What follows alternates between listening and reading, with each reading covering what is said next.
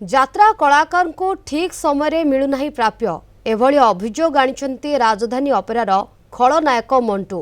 ରାଜଧାନୀ ଅପେରାର ମାଲିକ ପବିତ୍ର ପାତ୍ରଙ୍କ ନାମରେ ସିମୁଳିଆ ଥାନାରେ ଅଭିଯୋଗ କରିଛନ୍ତି ମଣ୍ଟୁ। ଅଭିଯୋଗରେ ଉଲ୍ଲେଖ ରହିଛି ଯେ 3 ମାସର ଦରମା ବକେୟା ରଖିଛନ୍ତି।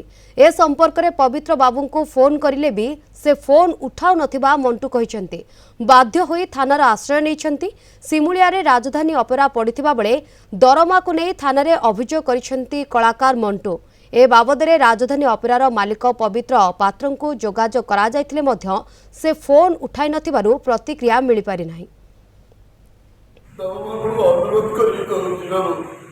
ମୁଁ ଖଟୁଛି ମତେ ଆପଣ ପଇସା ଦିଅନ୍ତୁ। ଆପଣ ମା ମଙ୍ଗଳାଙ୍କୁ ବି ବିଶ୍ୱାସ କରନ୍ତି, ଭରସା କରନ୍ତି। ମୁଁ ବି ସେଇ ଜଗନ୍ନାଥ ହନୁମାନଜୀକୁ ବିଶ୍ୱାସ ଭରସା କରେ। ସତ୍ୟ ହଉଛି ଧର୍ମ, ସତ୍ୟ ହଉଛି ନ୍ୟାୟ, ସତ୍ୟ ହଉଛି ସବୁ କିଛି। ଅସଂଖ୍ୟ କଥା କେବେ କହିନାହିଁ ବାବୁ। ମୁଁ ଆପଣଙ୍କୁ ଏବେ ବି ଗଣମାଧ୍ୟମ ପାଖରେ ଅନୁରୋଧ କରୁଛି, ମୁଁ ଗରିବ ପିଲାଟେ, ମୋ ପଇସା ଦେଇଦିଅନ୍ତୁ ବାବୁ। ଆପଣଙ୍କୁ ମା ମଙ୍ଗଳା କୋଟି ପରମାୟ କରିବେ। ମତେ ଚାକିରି ନ ରଖନ୍ତୁ, କିନ୍ତୁ ମୋ ଯେତିକି ଦିନ କାର୍ଯ୍ୟରତ ଅଛି ମୋ ପଇସା ମତେ ଦେଇଦିଅନ୍ତୁ।